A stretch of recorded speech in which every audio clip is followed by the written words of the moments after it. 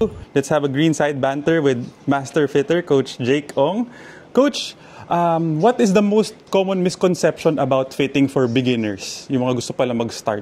Well, first of all, beginners, they thought wala pang swing. But once you actually start, basically, like what I've said always, beginners are much more important to know what they need to buy. Kasi rather than buying a club and then get fitted, if the clubs are not fit for you, you'll have another gastos to get another set of clubs. So basically, don't be afraid to come over and then get fitted. Yeah, all you have to do is like, let me, check your height, your stance, and everything. Even though you don't have a stance, even though you don't have a swing, kasi your build, once I see your build, I have an idea already what to promote or what to give you.